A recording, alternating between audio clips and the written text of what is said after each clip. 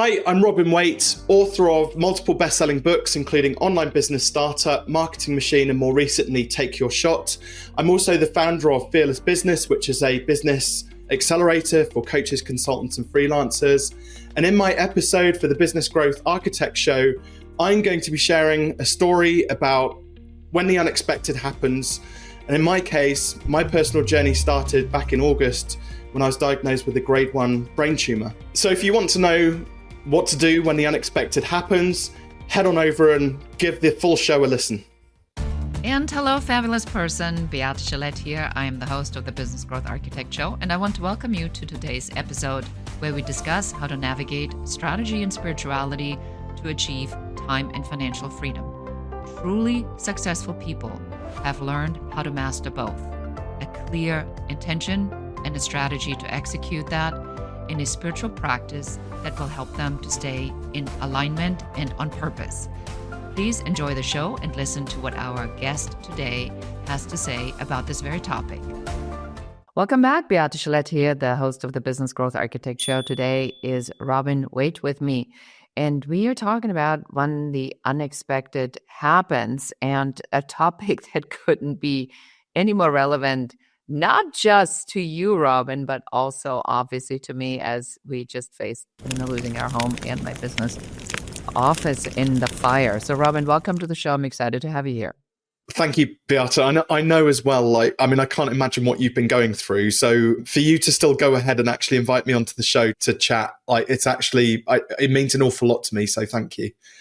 Thank you so much. I appreciate that. So Robin, for somebody who is not familiar with your work or has never heard about or from you, will you tell us what do you do and how do you solve clients' problems?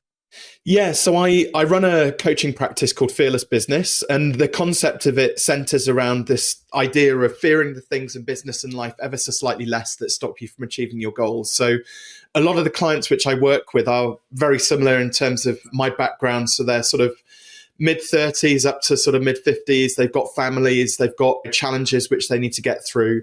I work a lot with very small grassroots businesses, so coaches, consultants, freelancers, people who are just kind of cutting it out there on their own, trying to do something good for their families and get to that 6-figure mark. My sweet spot really, though, is helping those types of businesses where they're charging sort of hourly rates, day rates, figure out what their superpower is. So a lot of people are busy exchanging time for money or very much based on time and materials. And they don't realize that they need to be selling something based on the outcomes and results which they deliver for their clients, because that's really what their clients are buying. So I help them to figure out what their superpower is. And then we have the pricing conversation, digging into sort of money mindset and their core beliefs around sort of money, limiting beliefs and various things like that. And then also, because now we've got a better product at a high price, we then have to go through the gears in terms of sales and helping them to articulate their value better so that they can convey that message to their clients. Excellent. So you really help them to figure out not just what their superpower, but also what their super problem is. Yes. And then once they know that, then you can help them resolve that. You and I, we had a previous conversation about when the unexpected happened and how do you face when the unexpected happens? Because when the unexpected happens, there is typically a pivot, a change, some sort of massive impact on the way you are doing things. Do you mind sharing your personal story on what that unexpected was for you? And then we'll dive into it. Yeah, well, there's actually two instances, and they're kind of linked in a way, actually. But the more recent one, which we chatted about earlier on, sort of last year, was in August. After a few health complications, I got diagnosed with a grade 1 tumor on my brainstem, which, I've had a lot of time to process it now. At the time, it was pretty horrific when you get sort of handed news like that. And thankfully, I'm in very capable hands down at, we have Southmead Hospital down at Bristol, which are just, the whole team there have been absolutely brilliant.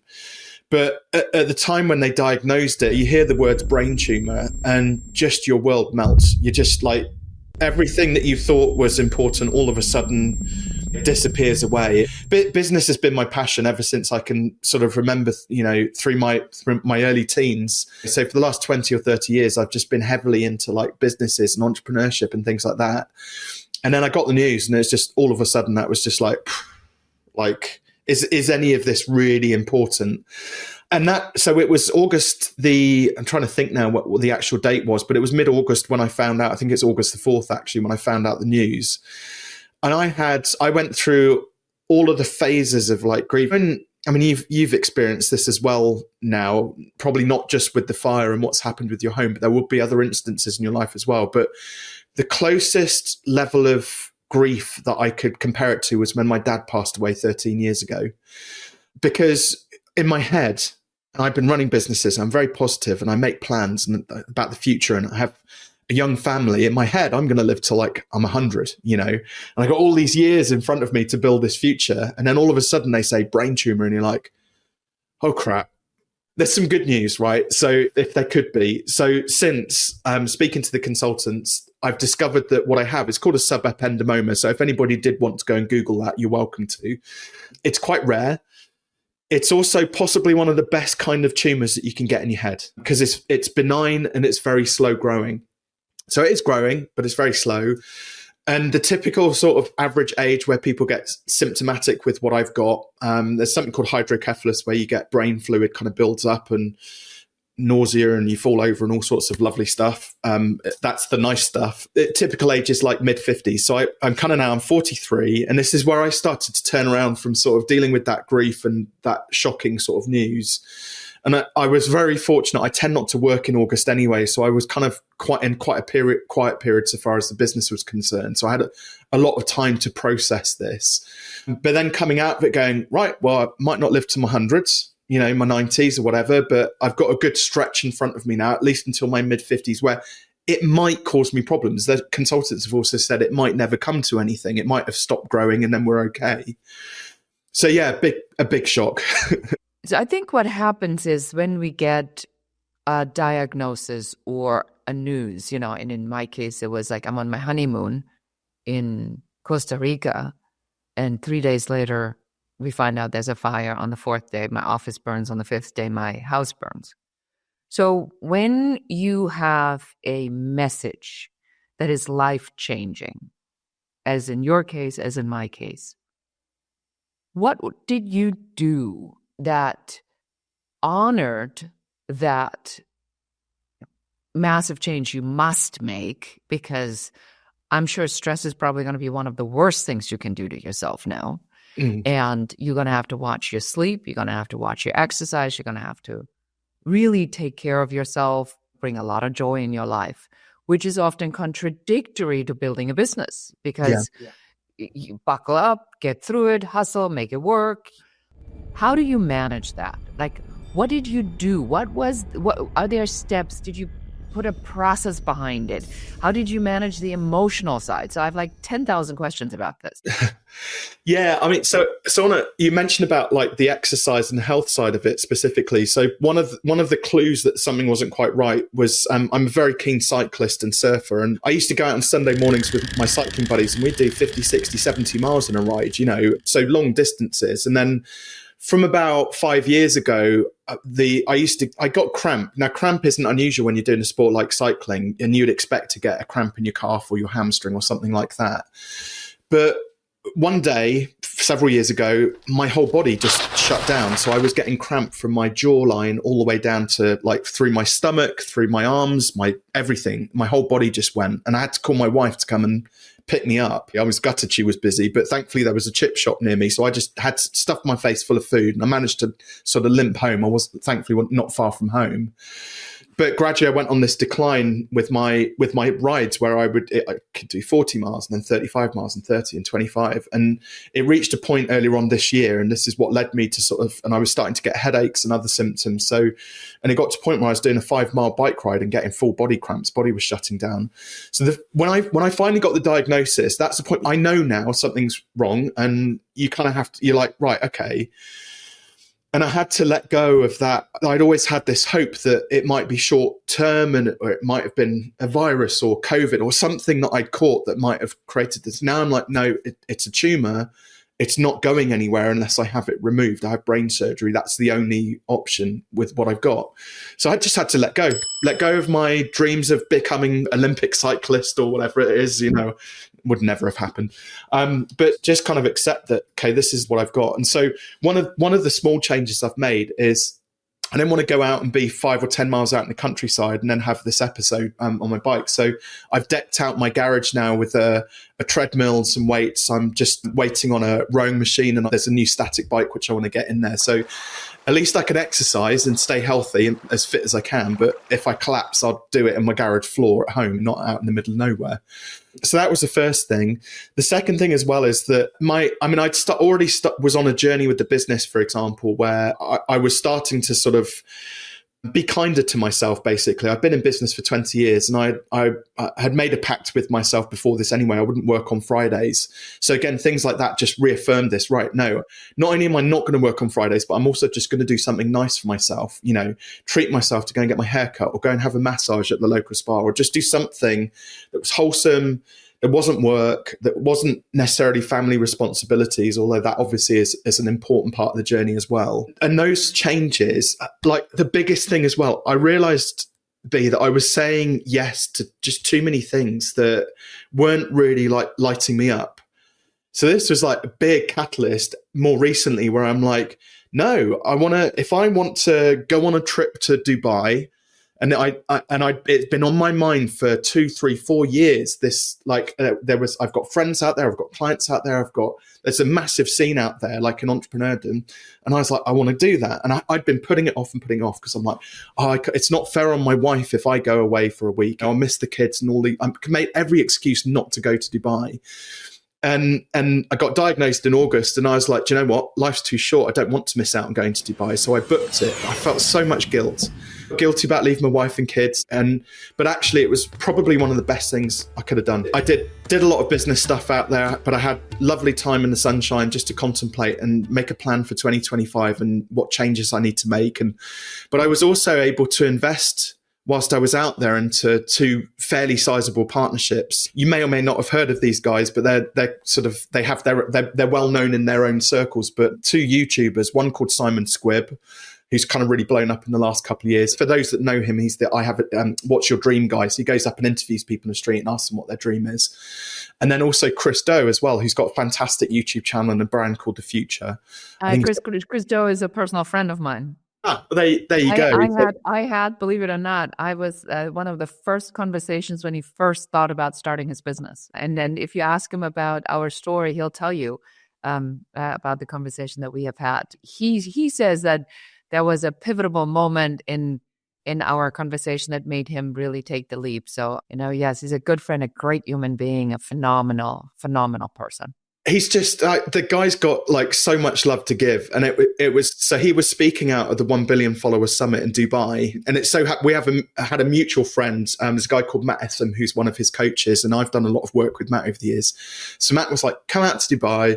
Chris is out here as well," and it transpired anyway.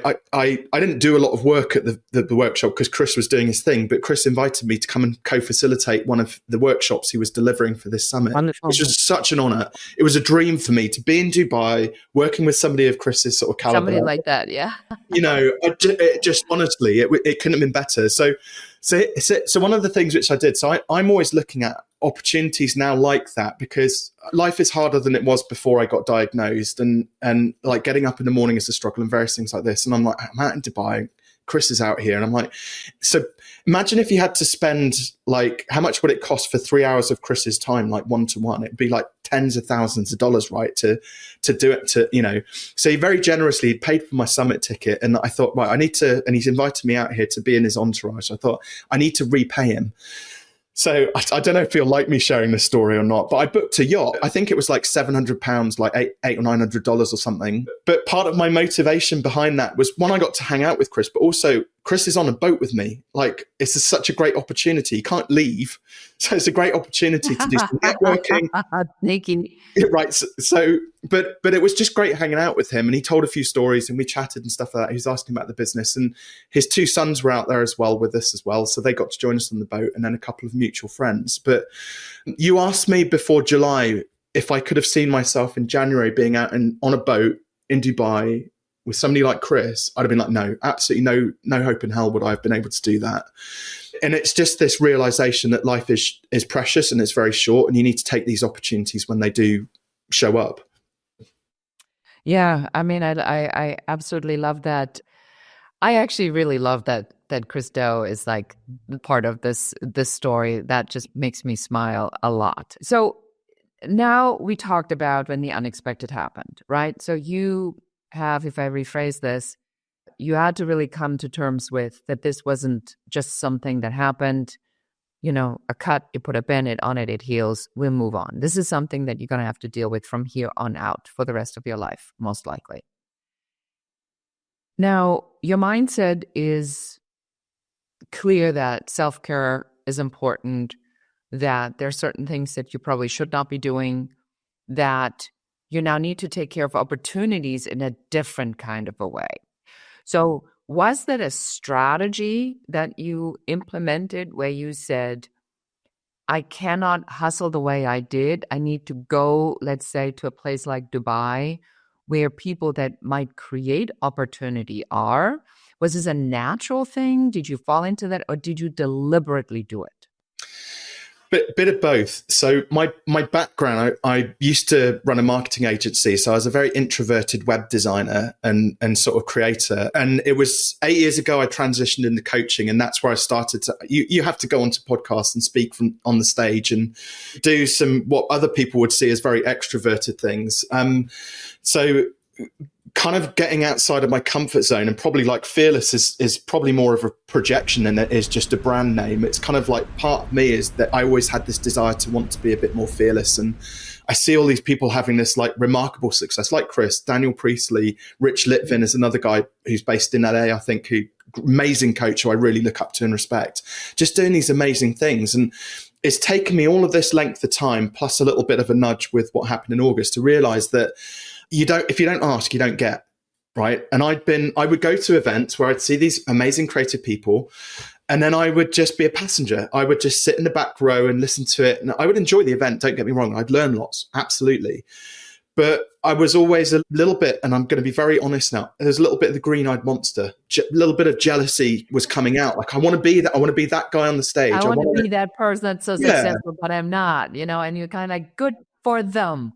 Yeah. And I kind of like hoped that through, I like to think I'm one of the good guys, that somehow I would end up there, but because somebody placed me there, not because I put myself there. And I've come to realize now that being intentional about who it is that you are and what you want to create for yourself is as important as having a very clear and direct path, if that makes sense. So so for me, like what that looks like, I wrote down a list of 10 people who I vibed off their content. I loved their values and their message and their mission and everything that they were about. Chris obviously being one of them, Simon Squibb's on that list, Ali Abdal's on that list, another great YouTuber, Daniel Priestley as well. So there's all these amazing creative minds that I thought were just great people, and I would love to hang out with them. And so this was where the crossover happens, because there's that point where you can like go to these events and be a shrinking violet at the back of the room.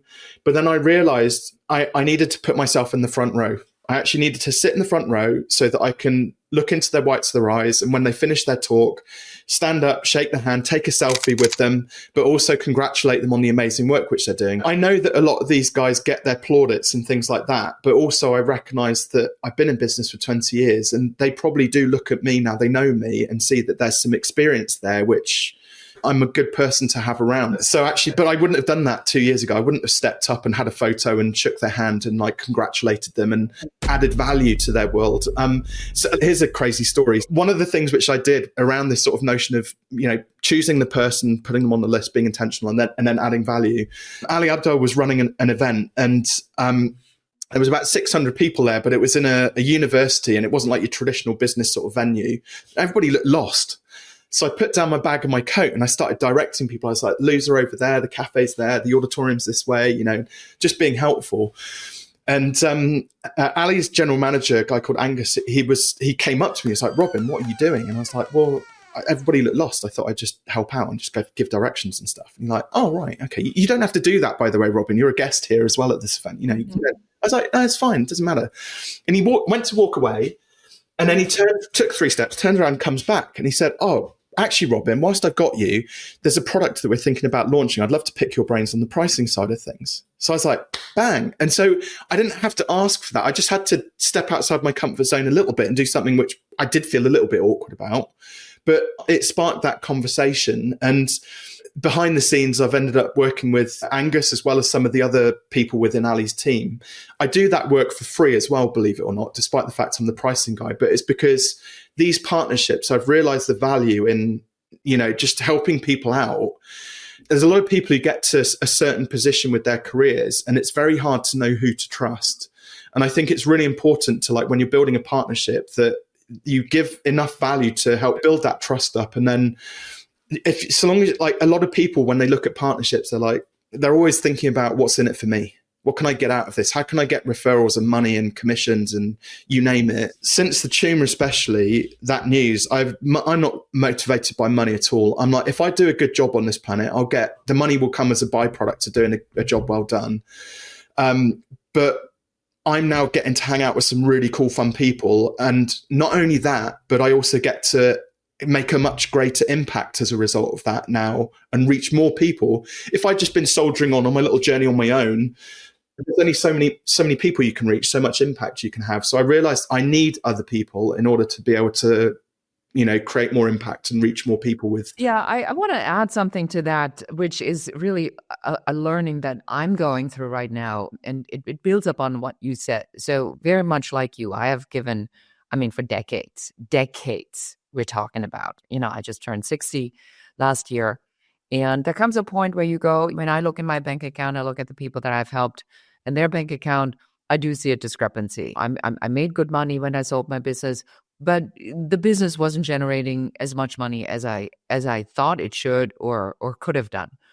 But now with this disaster, with this catastrophe, really this apocalyptic catastrophe, it's not just my house, it's my whole community, it's the schools, it's the shops, it's every business owner in the Palisades. It's wiped from the planet. There is nothing other than burned structures.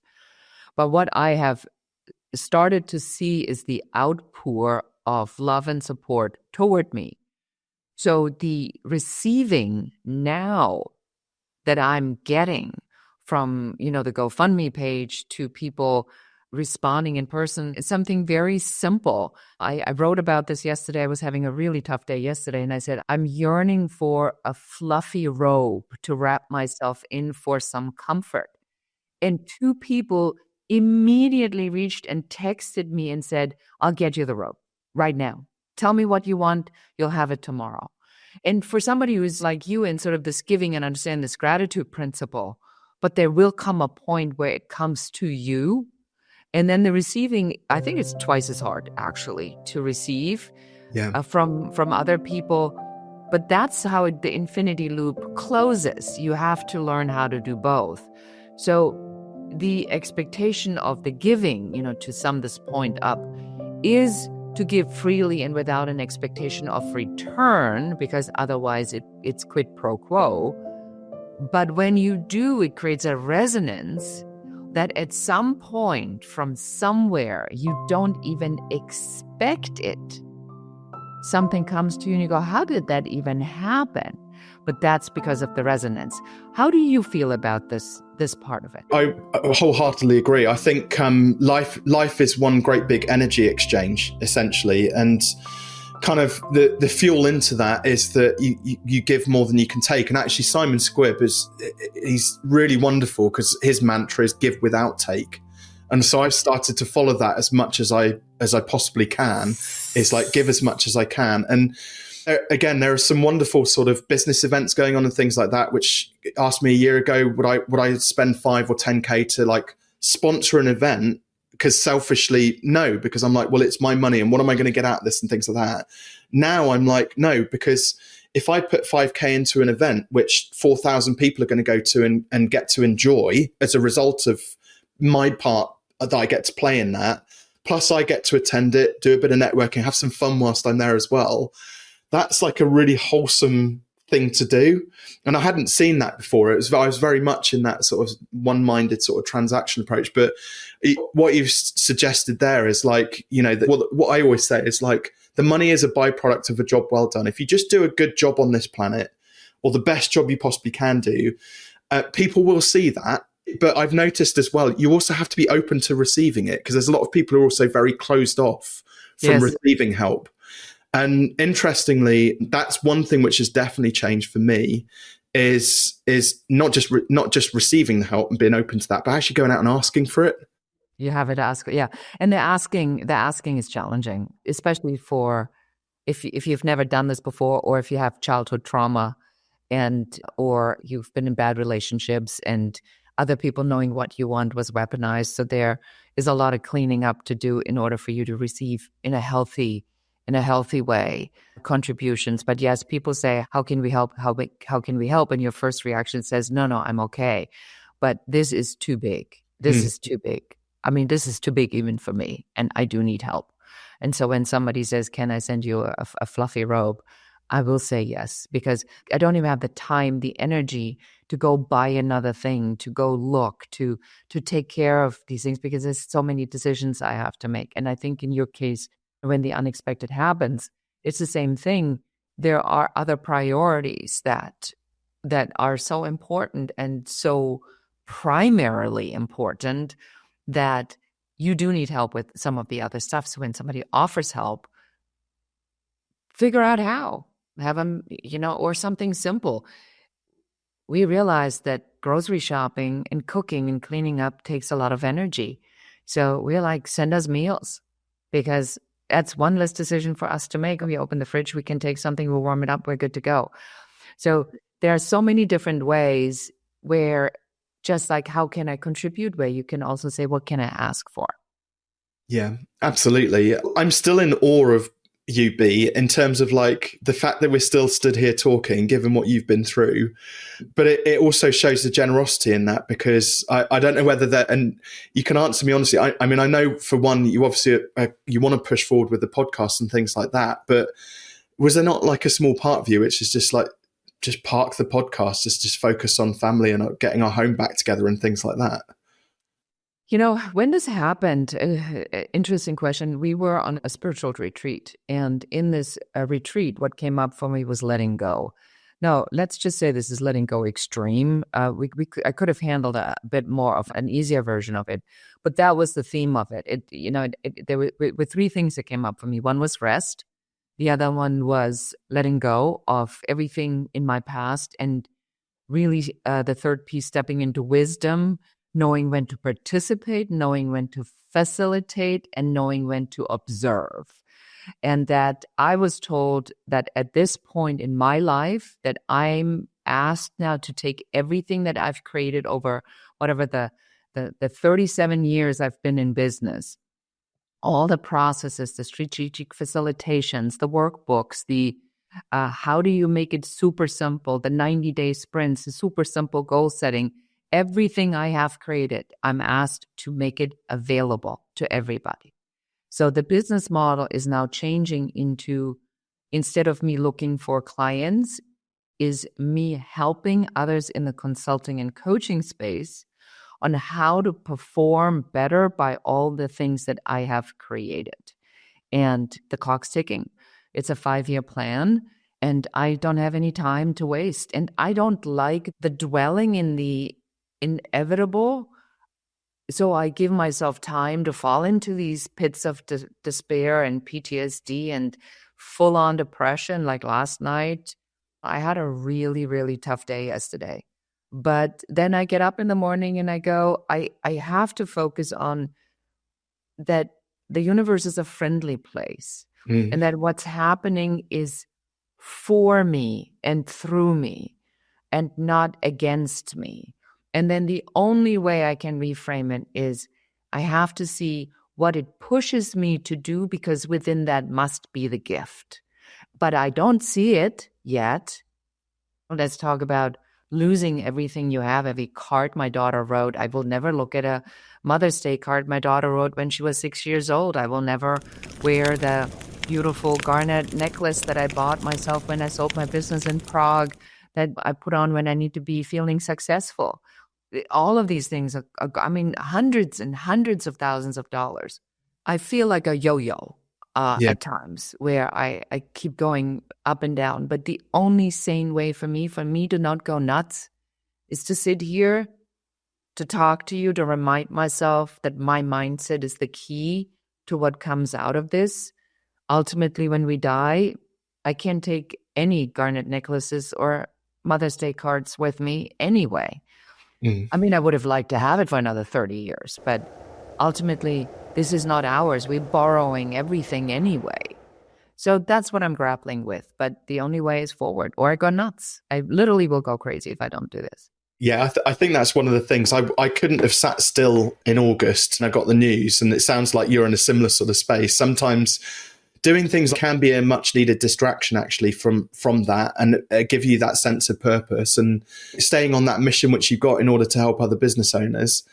But I'll share something that's a little bit personal. I don't want to go too deep into this, but I was having a tough day this morning because I was tired. My daughter's I'm so proud of her. She's got into county finals with her swimming. You sat by a pool cheering your daughter on and things like that. But literally, it's like I haven't had a break in 2 or 3 weeks now, and I kid you not, I'm gonna have to replay it. This won't work for the audio version of it, but I went to do a video this morning for my YouTube channel, and for 10 minutes that was the position I was in. So for those of you who can't see him, his head is literally resting on the microphone tip. And then do you know what happened next? Right, so I'm already feeling a bit rubbish. I'm just kind of like, okay, right, come on, pull yourself together. Yes, the weight of the world. Yes, not defeated. Just like it was just coming to terms. I've got responsibilities. I have a group coaching call. I've got a couple of client calls in the afternoon, things like that, and this podcast as well, which mean a lot to me. And pull yourself together, Robbins. And then I recorded the video. It's super proud of myself. Sent it off. First message I get back within 10 seconds of my team receiving it. Robin, have you got the audio to go with the video? Oh, no. I had to laugh. I was just, at that point, I was like, brilliant. You can't do anything else though, can you? It's kind of like you can't change the past. You just got to keep on having that slow march forward. I think is a major part of this. Business owners and entrepreneurs especially, I think, get very attached to outcomes. They get very stuck with this, I believe if I do this, then this is going to happen. And then when the unexpected happens, they can't rationalize it. They can't deal with it. And they feel, as Simon Sinek puts it really eloquently, he talks about in his book, The Infinite Game, people assume that business is made up of short-term wins and losses, and they can't really rationalize the losses. But actually, the goal in business is actually to stay in business for as long as possible. Win, lose or draw, it doesn't matter. But the goal is to stay in business. So, Robin, we're going to wrap up this interview for somebody who's now interested in your coaching services and maybe wants to figure out how you can help them. Where do we send them? So I have a gift for everybody, actually, B. So it's a signed copy of my book, Take Your Shot. So, and there's a story in there as well, which is actually quite, I won't do a spoiler alert, but relevant to what we've been discussing today. It's actually written as a parable, a story about Russ, who's a golf pro, and he's going on this journey with his business, but I won't say any more than that. But I've got a copy. I'll send them anywhere in the world, but fearless.biz/TYS for Take Your Shot, and we'll send that out there.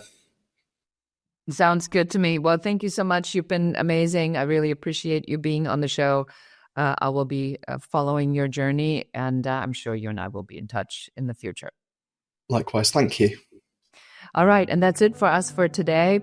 If you know somebody who is facing an unexpected challenge, something that has derailed them or is very difficult for them, feel free to share this episode with them, and let's help more people to really manage some of life's unexpected turns so that as we help you, we can help more people. And with that, I say goodbye. Until next time. So appreciate you being here. Thank you so much for listening to the entire episode. Please subscribe to the podcast, give us a 5-star review, a comment, and share this episode with one more person so that you can help us help more people. Thank you again. Until next time. Goodbye.